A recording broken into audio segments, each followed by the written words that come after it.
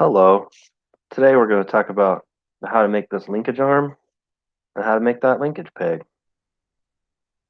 So I'm going to start off by opening up my toy train document. And I am going to make a new part studio. I'll rename it Linkage Arm. And then I will start my sketch on the right plane.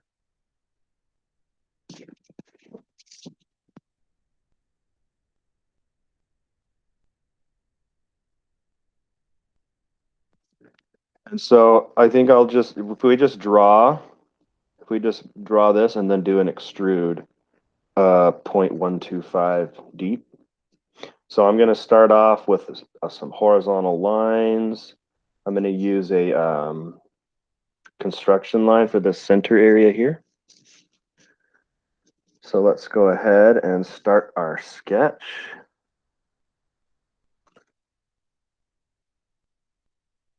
So I'm going to start off with a construction line.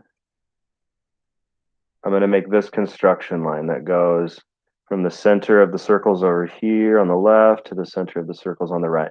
So the length of this is going to be 3.5. So I am going to make a construction line.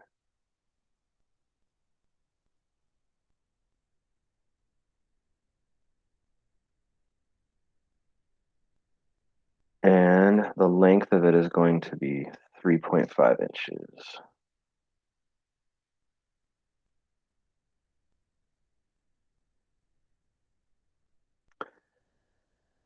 Then I am going to make a little circle on each end. And the diameter is going to be 0.128. So I'll get my circle tool and put a circle on each end. Then what I'm going to do is I'm going to select both circles and I'm going to put an equal constraint on them so that they are the same size. And then my dimension tool, then I just have to dimension one of them, and it was 0.128.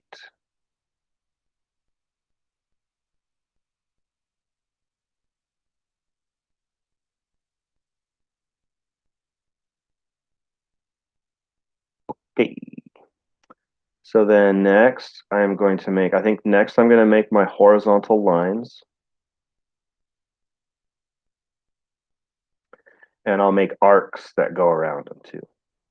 So I'm going to get my line tool. I'll make one line up here, make sure it's horizontal, and another line down here, and I can do a vertical constraint on these if I want to between the endpoints.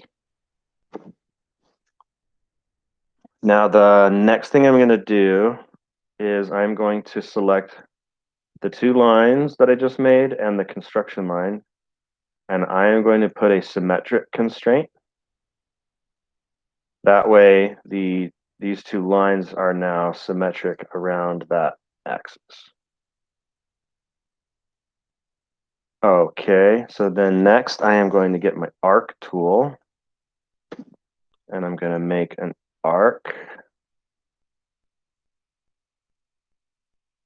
on each end here.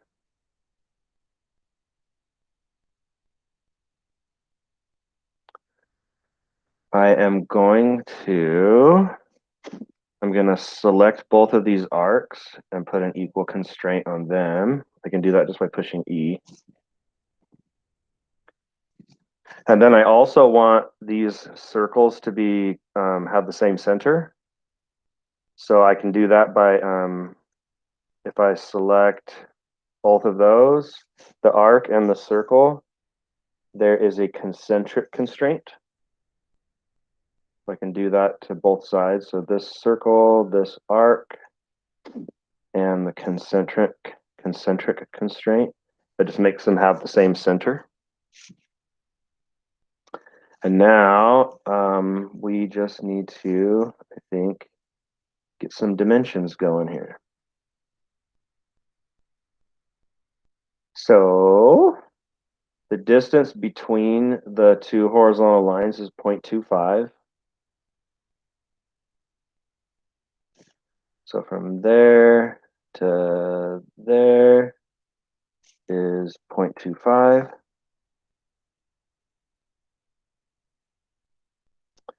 What else have we got?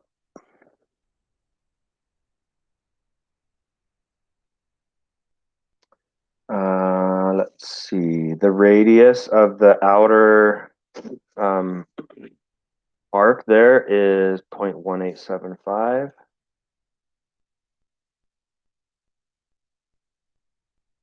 0.1875. And now I believe the only thing that the reason why those are blue on the ends is because we don't have a location for this thing. So if I was to say that, see, where's the midpoint of this line? Maybe if I get the little point tool and then hover around the middle here. Oh, there it gives me the midpoint. So I can put the midpoint there. Now I can do a coincident constraint between the origin and the midpoint. So once I put that coincident constraint, now everything locks into place. So then I can accept this sketch and then do an extrude. This is the area I want to extrude. I only want the depth of my extrude to be 0.125 though.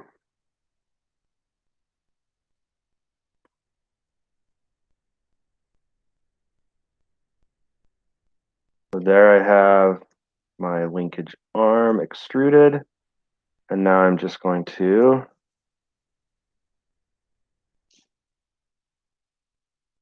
rename the part, assign it material,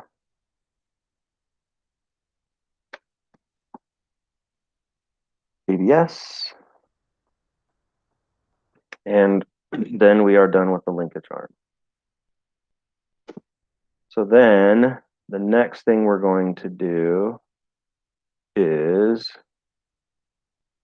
the linkage peg. So to do this, we are just going to draw the profile here that you see in the section view and then rotate it, or revolve it, I mean.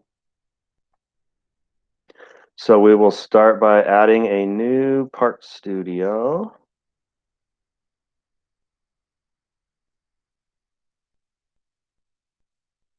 And we will rename it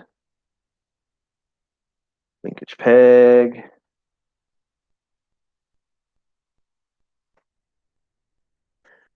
And on the, let's see, what plane should we make this on? On the front plane.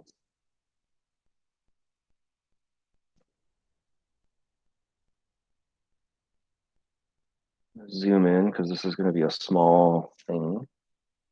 All right, so we need to make this profile here. So I will, I think I'll start up here, go down to the origin, and over, up, over, and then an arc to finish it off.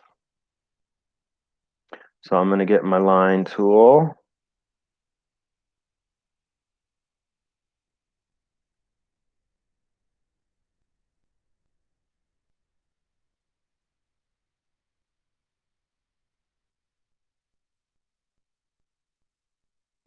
So I've got this part. Now I need an arc tool for the last part. So arc.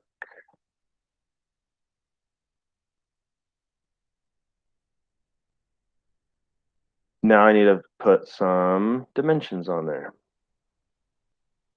So the height of the peg part is 0.25. The total height is 0.325. That would be 0.25. This will be 0.325.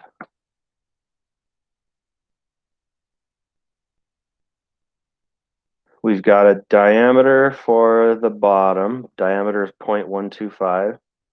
So I will need a construction line right there. And then I'm also going to need a horizontal construction line right here, which I will actually wait on. But what we're going to do now is this diameter measurement. So we would go from the side to the construction line and then over for a diameter. So from the side to the construction line, and then over here to place the diameter, which was 0.125.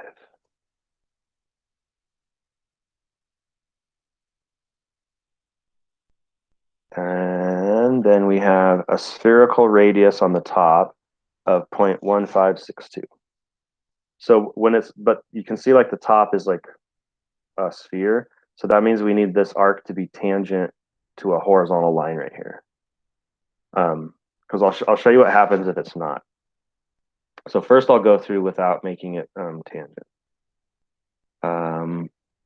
The spherical radius was 0.1562. So this radius needs to be 0.1562. But you see how it's blue still. And there's no more dimensions for us to put on this thing. However, this thing can move still, right? And if we were to just say, okay, I'm done, finish the sketch. Now I'm going to do my revolve. I want to revolve that shape around this axis. And then we get like this kind of, see how well you can see it there, but you get like this little divot right here, this kind of mushroom weird bit at the top there. And we don't really want that. And it'll get bigger if you make this weirder, right? So we don't want that. We want it to be a dome at the top. So in order to have that dome at the top, we need to make this curve tangent to a horizontal line. So what I need is a horizontal construction line.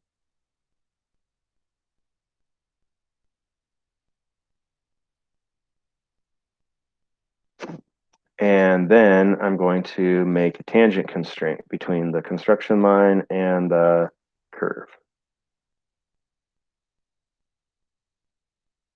So now it's tangent to that. So that locks it into place. And now when we accept the sketch, it'll redo the revolve. And our revolve will have like a nice dome top.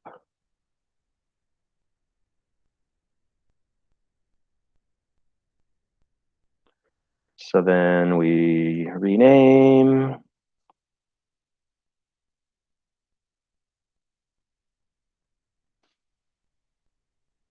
Find a material.